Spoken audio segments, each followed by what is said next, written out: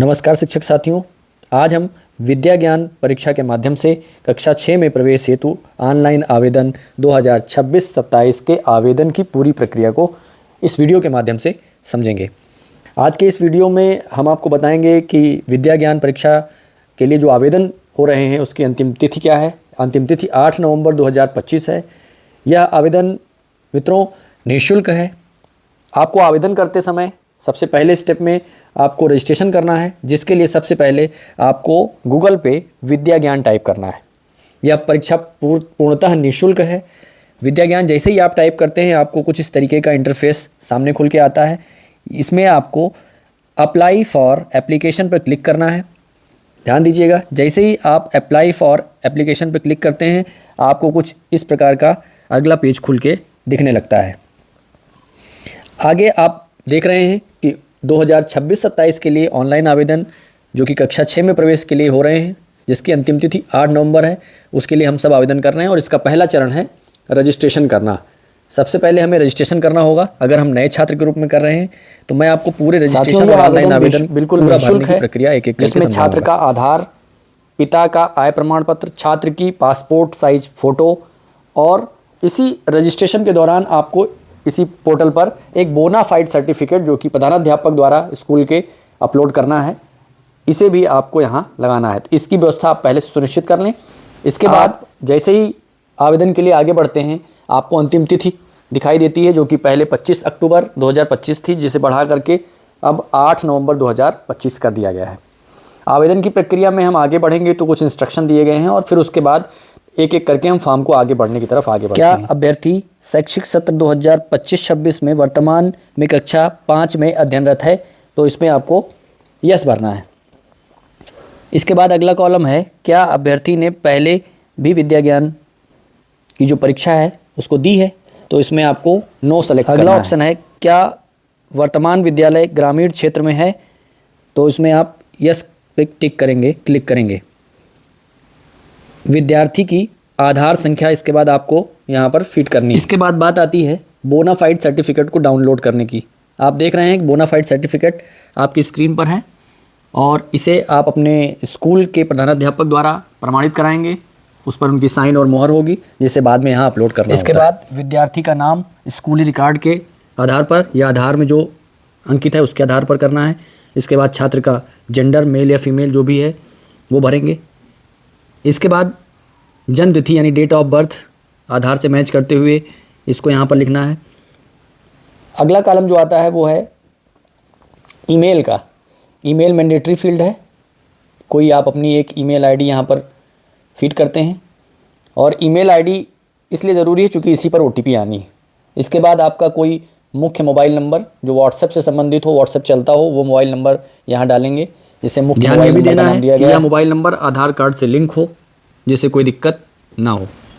इसके बाद परिवार की वार्षिक आय यानी आय प्रमाण पत्र के अनुसार, जो तहसील से आय प्रमाण पत्र बनता है उसके अनुसार अभिभावक या परिवार की आय कितनी है वो यहाँ पर सेलेक्ट करने का ऑप्शन है। 50,000 तक या 50,000 से 1 लाख तक ऐसे ऐसे करके दिया हुआ है। तो आप प्रयास करें तहसील से जो आय प्रमाण पत्र बने वो न्यून बने, कम से कम धनराशि की बनाई जाए। इसके बाद आप फिर कैप्चा डालते हैं और कैप्चा डाल करके प्रोसीड टू ओटीपी वेरिफिकेशन का ऑप्शन है ब्लू कलर में, इस पर आप क्लिक करते हैं।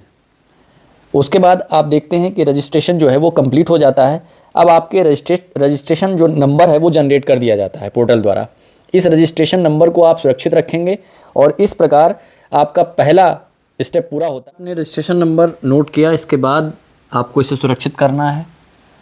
सुरक्षित करने के बाद आप जैसे ही नीचे की ओर आगे बढ़ेंगे आपको विद्यार्थी का विवरण ये ऑप्शन खुल के आ जाएगा। विद्यार्थी के विवरण में आप देखेंगे कि विद्यार्थी का नाम जो कि पहले से भरा हुआ है, आधार संख्या, ईमेल आईडी, उसका जेंडर, जन्म तिथि, ये सब आपने पहले रजिस्ट्रेशन के समय भर रखा है, इसलिए आपको इसे दोबारा भरने की कोई आवश्यकता नहीं है। स्क्रीन को थोड़ा सा और आगे बढ़ाएंगे तो पारिवारिक विवरण में माता का पूरा नाम और माता का शैक्षिक योग्यता यानी उन्होंने क्या पढ़ाई कर रखी है, अगर नहीं कर रखी है तो आप उसको सेलेक्ट कर लेंगे। माँ का वार्षिक आय और माता का व्यवसाय, फिर पिता का पूरा नाम, पिता की शैक्षिक योग्यता। इसके बाद बात आती है पिता की वार्षिक आय और पिता का व्यवसाय, ये सब सेलेक्ट करते हुए आप आगे बढ़ेंगे। पिता या माता या कानूनी अभिभावक की आधार संख्या, मतलब माँ बाप हैं तो उनका आधार संख्या लिखना है, और नहीं है तो जो अभिभावक है उनकी आधार संख्या यहाँ पर फीड करनी है। अन्य स्रोतों से आय, यदि अगर कोई है आपके एक्स्ट्रा आय है तो उसको लिखेंगे, और दादाजी का अपने पूरा नाम यहाँ पर अंकित करना है। इसके बाद बात आती है संपर्क विवरण में मुख्य मोबाइल नंबर जो व्हाट्सएप जिस पे चलता हो उसका नंबर, और अगर कोई अन्य मोबाइल नंबर है तो उसे भी आप यहाँ अंकित करेंगे। नीचे अगर व्हाट्सएप नंबर आपका जो मुख्य मोबाइल नंबर है वही व्हाट्सएप नंबर है तो आप नीचे टिक करेंगे, और टिक करने के बाद आप आगे बढ़ जाएंगे अगले पेज की ओर।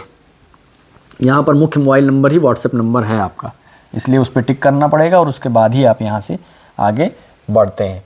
फिर बात आती है आपके एड्रेस की, यानी स्थायी पता जो भी आपका गांव है, फिर उसके बाद राज्य, जिला, तहसील, विकासखंड, डाकघर, इसके बाद पिन कोड, ये सब कुछ भरते हुए आप विद्यालय का जो वर्तमान विवरण है, यानी आपके स्कूल का नाम, स्कूल का यूडाइस कोड, विद्यालय किस टाइप का है, प्रकार उसका, विद्यार्थी का अपार नंबर जो कि आपके प्रधानाध्यापक द्वारा आपको प्राप्त होगी, विद्यार्थी की विद्यालय में प्रवेश संख्या, ये भी आपको हेडमास्टर द्वारा मिल जाएगी, और विद्यालय का स्कूल एड्रेस यानी पता। ये सब आप फीड करने के बाद अब आप बारी आ गई आपके दस्तावेज को यहाँ पर अपलोड करने की। सबसे पहले हमने कहा था आपको विद्यार्थी की एक नवीन फ़ोटो जो कि पासपोर्ट साइज़ की होगी, 5 MB में उसको फ़ोटो खींच लेनी है, JPG फॉर्मेट में होनी चाहिए, यानी आप जो कैमरे से यूज़ करते हैं 5 MB से कम की होनी चाहिए, उसको यहाँ पर आपको अपलोड करना है। साथ ही विद्यार्थी का आधार कार्ड का मुख्य पृष्ठ, यानी जो जिस पे फ़ोटो होती है वो मेन पेज यहाँ पर, वो भी 5 MB में ही आपको अपलोड करना है। और तीसरा ऑप्शन है जो बोनाफाइड सर्टिफिकेट आपके स्कूल से आपके प्रधानाध्यापक द्वारा साइन वार होकर मिला था, उसको भी 5 MB में ही यहाँ पर अपलोड करना है। ये तीनों डॉक्यूमेंट अपलोड करने के बाद आपको यहाँ पर 2 ऑप्शन दिखाई देते हैं, एक सेव और दूसरा प्रीव्यू एप्लीकेशन। तो सबसे पहले आपको यहाँ पर सेव पर क्लिक करना है। सेव पर इसलिए क्लिक करना है कि जिससे कि आपका जो आपने जो डेटा अपलोड किया है वो कहीं मिस ना हो, गायब ना हो, इसलिए सबसे पहले उसको सेव करना है। सेव करने के बाद सारी चीज़ें आपको दिखने लगती हैं। आपने जो फ़ोटो लगाई है, आपने जो आधार कार्ड अपलोड किया है, आपने जो बोनाफाइड सर्टिफिकेट लगाया है, यदि गलत हो गया है तो बगल में आप देख रहे हैं येलो में उसको चेंज करने का ऑप्शन है, यहाँ से आप उस सर्टिफिकेट को चेंज कर सकते हैं, बदलाव कर सकते हैं। इसके बाद अब बात आती है फाइनल सबमिट की। फाइनल सबमिट के लिए साथियों हमें सबसे पहले जो काम करना है वो है प्रीव्यू एप्लीकेशन पर क्लिक करना। यानी अगर आप फाइनल सबमिट करने चल रहे हैं तो आपको ये मैंडेटरी है कि अब आपको प्रीव्यू एप्लीकेशन पर क्लिक करना होगा। जब आप प्रीव्यू एप्लीकेशन पर क्लिक करते हैं तो आपको कुछ इस प्रकार का इंटरफेस खुल के आता है। आपको एक मैसेज आता है कन्फर्म का, जिस पर आप ओके करते हैं कन्फर्म पर, जिसमें आपसे कंसेंट लिया जा रहा है, अपनी जानकारी आप सेव कर रहे हैं वो पूरी तरह सही है। अब आपको कन्फर्म पर क्लिक करना है, आपका जो फॉर्म है वो पूरी तरह सबमिट हो जाएगा, और बगल में ऑप्शन है प्रिंट एप्लीकेशन का, जिसको प्रिंट कर लेना है, भविष्य के लिए अपने आवेदन को सुरक्षित कर लेना है। उम्मीद है आपको ये जानकारी समझ में आई होगी, अच्छी लगी होगी, और अगर अच्छी लगी है तो आप हमारे चैनल को सब्सक्राइब ज़रूर करें। धन्यवाद, नमस्कार।